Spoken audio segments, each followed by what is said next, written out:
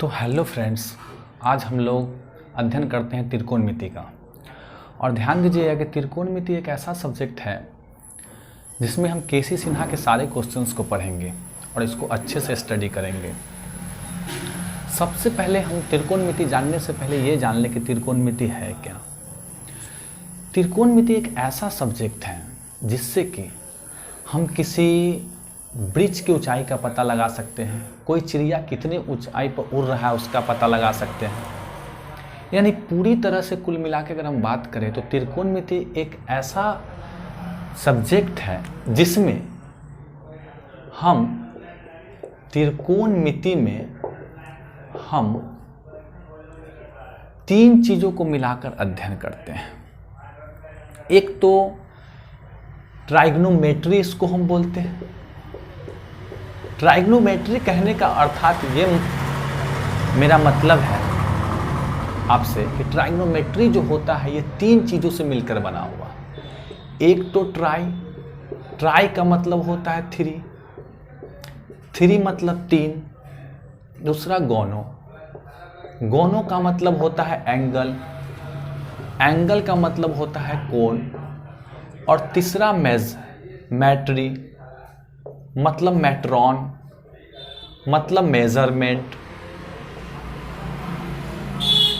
मतलब कि माप।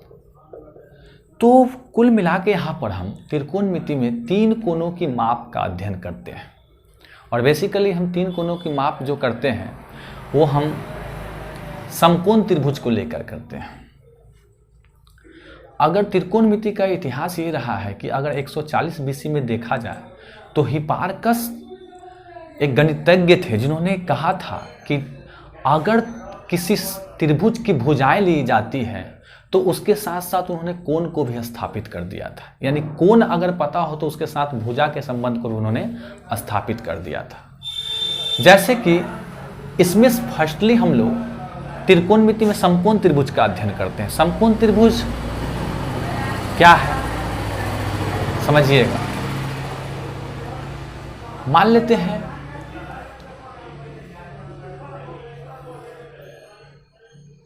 ये हम यहां देखें तो बेसिकली हम बात करें तो ये समकोण त्रिभुज में जिसका एक कोण कितना डिग्री का होता है 90 डिग्री का होता है। ओके, अब एक कोण 90 डिग्री का होता है तो ये मुझे बताइए कि ये दो कोण कितने डिग्री का होगा।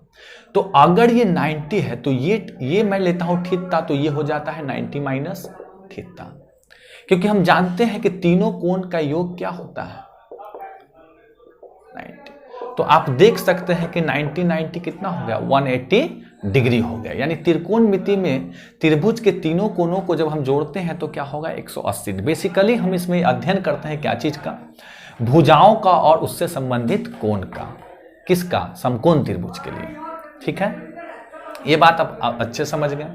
अब इसमें ये अध्ययन करना है कि अगर मान के चलिए कोई व्यक्ति अगर किसी वृक्ष को देख रहा है वो नदी किनारे से, तो इसमें दो चीज मिलेगा। एक तो अगर यहाँ व्यक्ति खड़ा है और इस वृक्ष को दिख रहा है तो वह क्या चीज को फाइंड करेगा? ऊंचाई को। वृक्ष की क्या चीज को फाइंड करेगा? ऊंचाई को, जिसको एच से डिनोट करते हैं। दूसरा, ये व्यक्ति का यहाँ से वृक्ष की जो दूरी है उसको हम क्या लेंगे? चौड़ाई लेंगे। ओके, ये बात आप अच्छे से समझ पा रहे हैं। मैं ये कह रहा हूं कि यहाँ पर ध्यान देने वाली बात यह है कि हम इसमें बेसिकली समकोण त्रिभुज का यूज करते हैं। समकोण त्रिभुज में आपने देखा कि ये वृक्ष की ऊंचाई हो गई और ये क्या हो गया? इसकी चौड़ाई हो गई।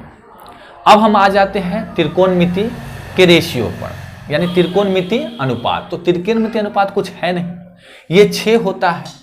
Sign theta, cos theta, tan theta, और इसी का अपोजिट हम कर ले तो कॉसेक हो गया, और कॉस का अपोजिट कर ले तो क्या हो गया? सेक हो गया, और टैन का अपोजिट कर ले तो क्या हो गया? कॉट। यानी एक दूसरे का अपोजिट हम बोलते हैं। साइन का उल्टा कॉसेक तो कॉसेक तो साइन, कॉस तो सेक, सेक तो कॉस, टैन तो कॉट तो कॉट तो टैन।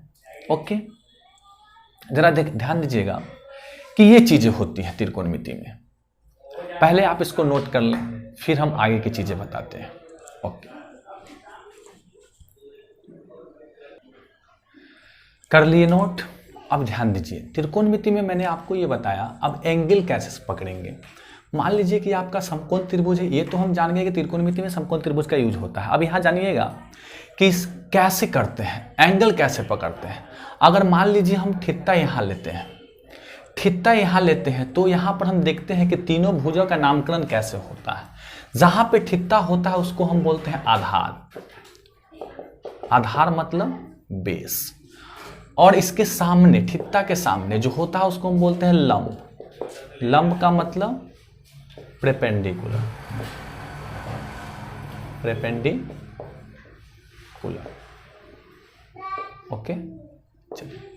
और ये आपकी जो सबसे बड़ी भुजा है उसको बोलते हैं कर्ण, और इसको बोलते हैं हाइपोटेनियस। यानी कि अगर मैं त्रिभुज एबीसी लूं तो यहां पर मैं कहूंगा कि AB मेरा क्या है, लंब है, BC मेरा क्या है, आधार है, ओके, और AC मेरा क्या है, कर्ण है। इतना बात तो आप समझ गए। अब ध्यान दीजिएगा कि मैंने बोला कि समकोण त्रिभुज में थीटा के अनुसार ही लंब, कर्ण और आधार को पकड़ा जाता है। सबसे बेसिक बात है, इस चीज़ को समझ लीजिए, क्योंकि यही चीज़ आपको अगर बेस समझा हुआ रहेगा तो आगे क्वेश्चन बनाने में बहुत आसान हो जाएगा। चूँकि केसी सिन्हा के सारे क्वेश्चंस को अभी मैं सॉल्व करूँगा, इसलिए आप लोगों को ध्यान देना बहुत जरूरी है। अब यहाँ पर देखना है कि अब यहाँ अगर थीटा बनता है तो मैंने अभी क्या बोला था कि थीटा के बगल, थीटा से सटा हुआ जो होता है भुजा, साइड होता है, उसको हम क्या बोलते हैं, आधार। ओके, तो जब ये आधार हो गया तो अब ये क्या हो जाएगा, लंब हो जाएगा, और ये तो कर्ण, यानी कर्ण कभी भी बदलता नहीं है। अब यहाँ ABC अगर ले लें तो AB अब क्या हो गया, आधार हो गया, और BC अब क्या हो गया, बिल्कुल चेंज हो रहा है, लंब, और AC क्या हो गया, कर्ण। यानी चेंज क्या नहीं हुआ, कर्ण, ये चेंज नहीं हुआ। लेकिन यहाँ पर आप देखिए AB लंब है, यहाँ AB क्या हो गया, आधार हो गया, BC यहाँ आधार है तो BC लंब है, तो ये दोनों चेंज कर गए, वेरी कर गए। यानी कहने का मतलब है, साफ तौर पर मैं ये बताना चाह रहा हूँ कि जहाँ पे थीटा होगा उसी के बेस पे हम साइड को पकड़ेंगे, यानी भुजा को पकड़ेंगे। तो भुजा को हमने देखा जहाँ थीटा बन रहा है वो मेरा आधार है, तो ये मेरा क्या हो गया, लंब। कर्ण तो कभी बदलता नहीं है, इसमें भी देखेंगे थीटा यहाँ बन रहा है तो ये क्या हो गया, आधार, और ये हो गया कर्ण, और ये क्या हो गया, लंब। ठीक है, आप इस बात को समझ गए। तो अब एक छोटी सी बात समझिएगा, यहाँ पर मैंने अभी आपको बताया कि त्रिकोणमिति रेशियो जो होता है वो क्या होता है, 6 होता है। बिल्कुल सही बात है, क्योंकि बउआ मेरे त्रिकोणमिति रेशियो 6 होता है, ये तो आप जानते ही हैं। और उसको समझ लेने के बाद ना इस चैप्टर के सारे क्वेश्चंस को हम क्या करेंगे, बहुत अच्छे सॉल्व करेंगे। जरा ध्यान दीजिएगा। एक और बात, मैंने आपको बोला कि त्रिकोणमिति ratio sine theta, cos theta, tan theta, है ना, उसके बाद क्या, कॉसेक, सेक, बोलिएगा मेरे साथ, और ये कॉट। तो साइन थीटा कहने का मतलब यह हुआ कि यहाँ ध्यान देना है कि साइन थीटा का मतलब यह होता है कि साइन थीटा जो होता है, यानी कहने का मतलब यह है कि मैं अगर यहाँ पर लिखूंगा इस तरह साइन थीटा और उसके पावर क्यू, इसका मतलब हुआ कि साइन क्यू थीटा। ठीक है, अगर मैं यहाँ लिखा साइन ए के पावर -1, इसका मतलब 1/sin ए। आप कभी भी साइन ए के पावर -1 को यहाँ साइन यूनिवर्स ए नहीं लिख सकते, ये आपका क्या है, गलत है। ये जो पावर होगा आपको साइन पे लाना है। अगर मान लीजिए साइन नहीं रह के यही आपका होता टैन थीटा, तो आप क्या लिखते हैं, टैन क्यू थीटा। ये कुछ सिंबल है जो आपको सीखना है, ये सीख लेने के बाद आपको थोड़ा सा आसान हो जाएगा चीज़ें आगे करने के लिए। तो बारीकी से आप इसको नोट कर लीजिए, फिर हम चलते हैं आगे और आपको समझाते हैं। ओके, कर लीजिए नोट। कर लिए नोट? ओके, चलिए तो मैं इसको ज़रा साफ कर दूँ, मैं इसको थोड़ा सा साफ कर दूँ।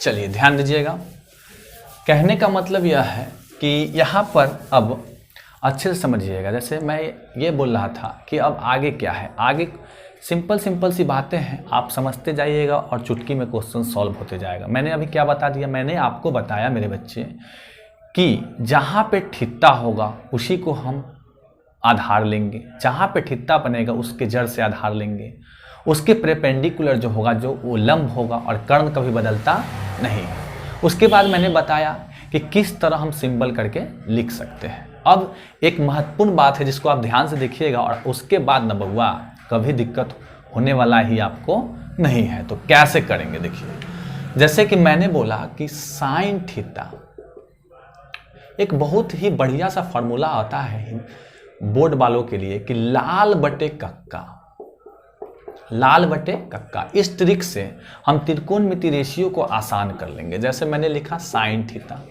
तो यहाँ पर आप देखिए ये आपका क्या हो गया, लंब बटे कर्ण। सबको लिख लीजिए कॉस थीटा, उसके बाद आप लिख लीजिए टैन थीटा, ठीक है।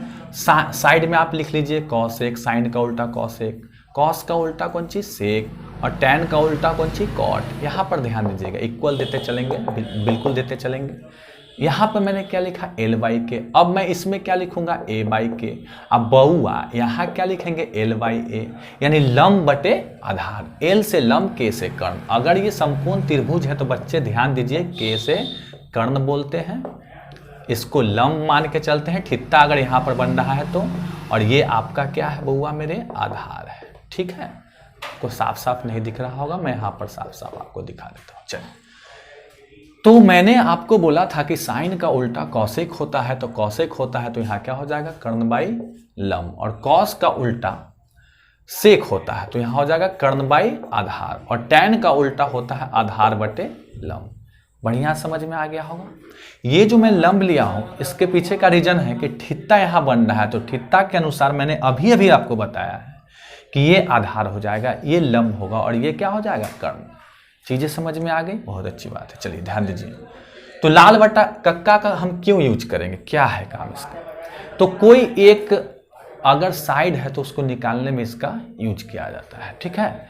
तो कैसे यूज करते हैं, जैसे मैं आपको दिखाता हूं। सपोज दैट कि मान के चलिए, अगर मान लीजिए कि ये आपका समकोण त्रिभुज है और ये भुजा दिया हुआ रहेगा, ये भुजा दिया हुआ रहेगा, तो उस समय इस भुजा को निकालने के लिए हम पाइथागोरस थ्योरम का यूज करेंगे और तब इसको भी वहां प्रयोग करेंगे। ओके, तो चलिए अब आप इसको कर लीजिए नोट, हम साइड हो जाते हैं। चलिए कर लीजिए नोट, कर लिए बच्चे नोट। चलिए कर लिए, तो अब यहाँ ध्यान दीजिएगा, समकोण त्रिभुज में एक बहुत ही अच्छा सा कंसेप्ट है कि जो समकोण त्रिभुज में सबसे बड़ी भुजा होता है उसका स्क्वायर जो होता है इन दोनों भुजा के यानी वर्ग का क्या होता है, योगफल होता है। यानी समकोण त्रिभुज में सबसे बड़ी भुजा होता है उसका स्क्वायर इन दोनों भुजा के स्क्वायर का क्या होता है, वर्ग होता है। यानी मैं कह सकता हूं कि अगर ये कर्ण है, ये लंब है और ये आधार है, तो यहाँ पर कर्ण स्क्वायर इज इक्वल टू लंब स्क्वायर जोड़ क्या हो जाएगा, आधार स्क्वायर।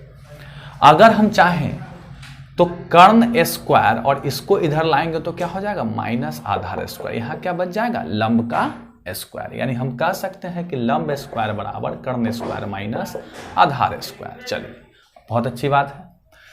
उसी तरह अगर हम यहाँ से आधार स्क्वायर निकालें तो आप लंब को इधर ले आइए, कर्ण स्क्वायर माइनस क्या हो जाएगा, लंब स्क्वायर। तो मिल गया हमें एक बेसिक सा फार्मूला जिससे हम क्वेश्चंस को आसानी से सॉल्व कर सकते हैं। जैसे अभी मैंने आपको बताया था कि किस तरह के क्वेश्चन में यूज होगा, तो देखिए अभी कैसे यूज होगा, ठीक है। जैसे मान लीजिए कि ये कोई त्रिभुज है, समकोण त्रिभुज है, और ये भुजा 1 दिया हुआ है, 2 दिया हुआ है, तो ये कर्ण है तो बड़ी भुजा होगी, स्वाभाविक है, और ये लंब 1 दिया हुआ है। और आपको कहा जा रहा है कि यहाँ पर सारे त्रिकोणमिति रेशियो निकालिए। तो भाई त्रिकोणमिति रेशियो मेरा क्या है, sign theta, cos theta, tan theta, है ना, और भी है ना, ये सभी हैं। तो यहाँ पर मैं ABC ले लूँगा और ध्यान दूंगा कि सबसे पहले इन त्रिकोणमिति रेशियो को निकालने से पहले एक बात ध्यान देना होगा, वो क्या है, तो ये जो भुजा खाली आपका रह गया है ये आपको निकालना होगा। तो इसको निकालने के लिए मैंने आपको यहाँ पर अभी बताया है कि अगर यहाँ थीटा बन रहा है तो ये आधार होगा, तो मैं आधार निकालूंगा और आधार स्क्वायर बराबर